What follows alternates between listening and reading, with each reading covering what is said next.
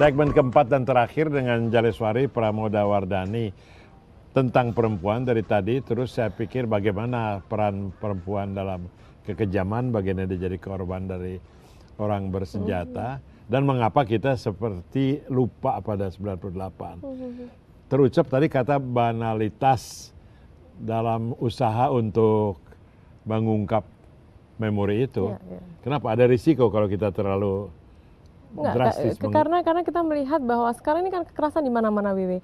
Dan kadangkala kita melihat bahwa entah ini pemerintah sudah melakukannya cuman tidak mampu atau apa ya. Tetapi yang jelas kita merasakan bahwa kita sekarang ini agak takut dengan betapa dekatnya kita dengan kekerasan. Nah, masalahnya adalah ketika kita dihadapkan dengan kekejaman 98 yang lalu, kita juga dihadapkan dengan persoalan yang baru lagi. Misalkan justru ketidaktegasan pemimpin kita menghadapi kekerasan itu kemudian dianggap seakan-akan bahwa kita butuh sosok yang tegas untuk membendung kekerasan itu. Padahal kita juga harus membedakan antara kekerasan dan kekejaman gitu. Oh iya, ketegasan dan kekejaman, ya betul. Orang memang mencari obatnya sendiri, kalau obat yang disediakan tidak manjur. Jadi terlalu mensimplifikasi persoalan gitu. Jawabannya adalah leadership gitu ya. Iya. Kalau internal di dalam TNI sendiri, dalam polisi, itu kira-kiranya perempuan sudah mendapat perubahan yang lebih baik di dalam perannya dan dalam persepsi kelompok. Misalnya kalau di polisi kan lihat nonton TV malah perempuan yang tampil, bisa rasa itu terlalu simbolik gitu. Ya, terlalu menyederhanakan keterlibatan perempuan itu seperti apa bentuknya. Tahun ini saya pikir di Akademi Militer itu menerima perempuan-perempuan untuk masuk menjadi taruna. Dan saya pernah mewawancarai beberapa kawan-kawan di TNI itu mengatakan bahwa kira-kira kita siap nggak sih melihat perempuan menjadi komandan kapal, melihat perempuan terlibat dalam operasi militer segala macam. Mereka masih melihat bahwa ini harus bertahap. Kita harus melihat perempuan mungkin masih di bagian belakang lah. Artinya yang ingin saya katakan adalah bahwa ini dibukakan kesempatan WW. Tetapi ketika kita menelisik ke dalam, kemudian ternyata ini kan belum sepenuhnya. Nah ini ya saya paham saja ini bahwa perlu waktu. Tetapi itu juga harus diagendakan agar perempuan tidak selalu menjadi second sex.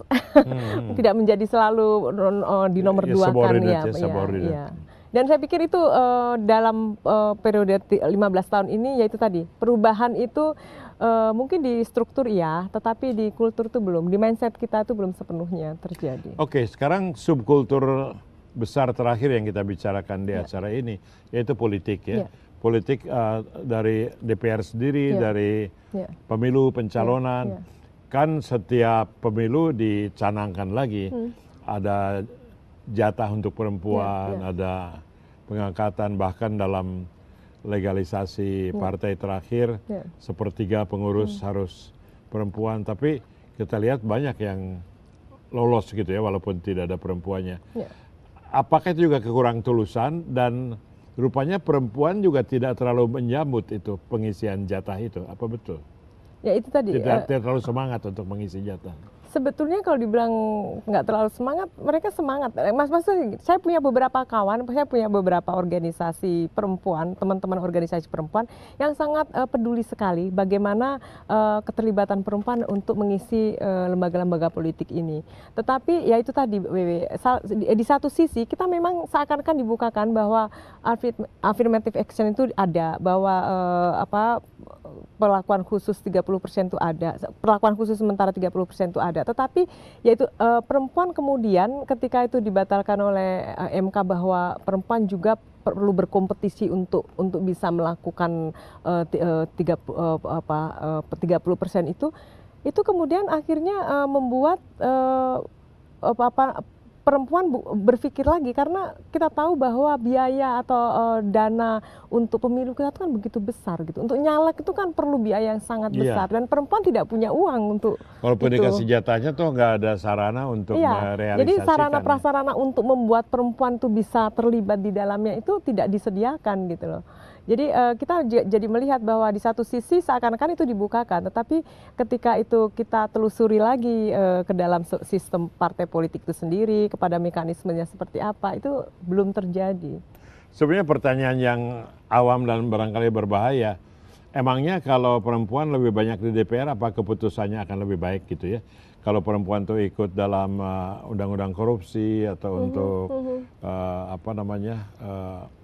mengecek macam-macam kasus, toh terbukti banyak juga perempuan yang korup gitu. Apa asumsinya itu bahwa kalau lebih banyak perempuan lebih bersih gitu? Nah itu dia pertanyaan itu sering sekali Wewe. Artinya gini, seakan-akan bahwa dunia politik itu milik laki-laki. Jadi ketika perempuan masuk tuh kamu mampu nggak? Seakan-akan kan seperti itu. Selalu ditanyakan kemampuan perempuan. Tetapi kalau kita melihat pengalaman negara-negara Skandinavia, Swedia, Polandia segala macam, itu justru korupsi itu mereka rendah ketika partisipasi perempuan di sana kan 40%. 40%, 50%. Itu justru rendah. Apakah itu karena perempuan?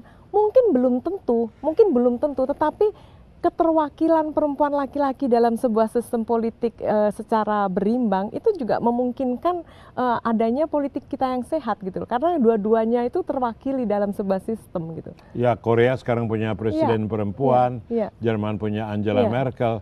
Kalau Indonesia punya Sri Mulyani sebagai presiden, mungkin lebih bersih daripada sekarang. Terima kasih. Ini adalah Wimar Show dengan Jaliswari Parmodawardhani. Dan kita akan bertemu lagi pada episode yang akan datang. Sampai bertemu.